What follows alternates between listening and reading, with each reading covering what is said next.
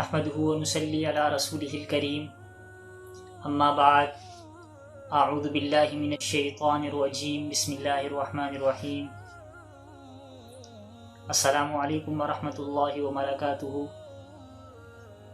موجودہ صورتحال میں جس طریقے سے ہر طرف لاک ڈاؤن ہے اور اسی تناظر میں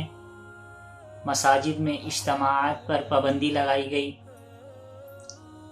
اور پھر جماعتوں پر بھی پابندی لگائی گئی، لوگ شش و پنج میں مبتلا ہوتے ہیں کہ آیا اب اگر پابندی ہے مساجد میں ادائیگی کے لیے نہیں جا سکتے تو آیا ہم گھروں میں ظہر کی نماز باجماعت ادا کریں، تنہا ادا کریں، یا جمعے کی نماز باجماعت ادا کریں۔ تو یہاں پر چونکہ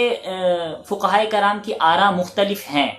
اور یہ رائے کا مختلف ہونا، آراء کا مختلف ہونا، یہ امت کے لیے رحمت ہی کا سبب ہے۔ اب دیکھیں نا آپ کہ ایک ہی مرض ہے، ایک ہی بیماری ہے، لیکن مختلف ڈاکٹرز کی مختلف تجویز سامنے آ رہی ہے، مختلف سجیشن سامنے آ رہی ہے، مختلف آراء ہیں، اس کے لیے مختلف احتیاطیں بتائی جا رہی ہیں۔ تو اسی طریقے سے ایک ہی فقہی مسئلہ ہو، اس کے لیے فقہائے کرام کی آراء مختلف ہو سکتی ہے، اور اس میں امت کے لیے رحمت یہ ہوتی ہے کہ امت کو کہ کسی فرد کو کوئی بھی ایک آراء پسند آ رہی ہو، اس کا دل اس پر مان رہا ہو تو اس پر عمل کر سکتا ہے۔ لہذا اس سچویشن کے اندر جمعے کی ادائیگی کے حوالے سے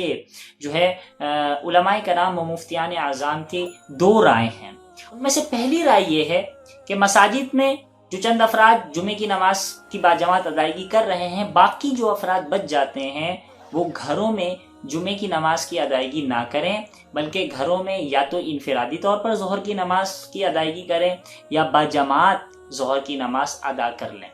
باجماعت گھروں میں ظہر کی نماز ادا کر لیں۔ اور اس کی وجہ کیا ہے؟ وجہ یہ ہے کہ مسلم ممالک کے اندر جو ہے جمعے سے جو روکا ہے وہ سلطان نے روکا ہے، اور جمعے کی ادائیگی کے لیے اذن سلطان ضروری ہے، اذن عام ضروری ہے،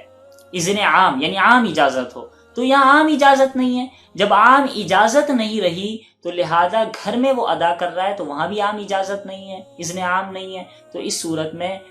جو ہے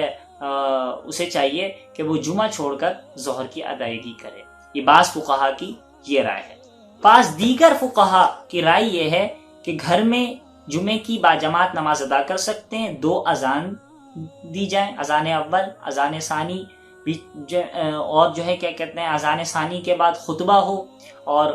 خطبے کے بعد نماز کی ادائیگی کی جائے۔ لیکن نماز کے لیے شرط یہ ہے کہ امام کے علاوہ 3 افراد ہوں کم از کم، یعنی امام کو ملا کر وہ جو 4 افراد بن جائے وہ چاروں افراد مرد بالغ ہوں، یہ کم از کم ہے۔ اس سے زیادہ جتنے بھی ہوں اس میں کوئی حرج نہیں ہے۔ تو جہاں جس گھر میں جمعے کی یہ شرائط پائی جا رہی ہوں وہاں پر جمعے کی ادائیگی ہو سکتی ہے۔ باقی رہی اذن سلطان والی بات، تو یہاں پر اذن سلطان مفقود نہیں ہے، کیونکہ جب بادشاہ کی طرف سے، حکومت کی طرف سے مساجد میں چند افراد کی جمعے کی ادائیگی کی اجازت ہے تو اس سے پتہ چلتا ہے کہ اذن سلطان موقوف نہیں ہے۔ اور اگر یہ بولیں کہ چونکہ گھر میں ادائیگی کی جا رہی ہے یہاں پر اذن عام نہیں ہے، تو یہاں پر اذن عام جو ہے پایا جا رہا ہے وہ اسی لیے کہ اذن عام کے لیے ضروری نہیں ہے۔ یہ حضرات کہتے ہیں کہ اذن عام کے لیے ضروری نہیں ہے کہ عام اعلان کیا جائے کہ آپ یہاں پر آ کر جمعے کی ادائیگی کر سکتے ہیں، بلکہ وہاں پر نہ روکنا، کیونکہ گھر میں جو جمعے کی ادائیگی کر رہا ہے وہ دوسرے کو آنے سے تو نہیں روک رہا نا، وہاں پر نہ روکنا بھی دلالت کرتا ہے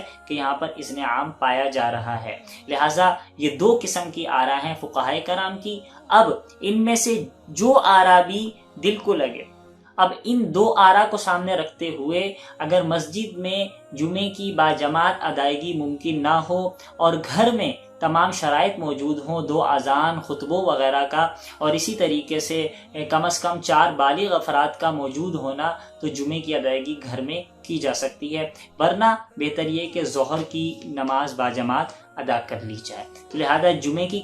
کیفیت اور ظہر کی کیفیت وہ میں نے آپ کے سامنے وضاحت سے ذکر کر دی ہے۔ اللہ تعالیٰ سے دعا ہے کہ اللہ رب العزت ہمیں عمل کرنے کی توفیق نصیب فرمائے اور ہمیں دین کا صحیح سمجھ عطا فرمائے، دین کو سمجھنے کی توفیق مرحمت فرمائے۔ وما علینا الا البلاغ، والسلام علیکم ورحمۃ اللہ وبرکاتہ۔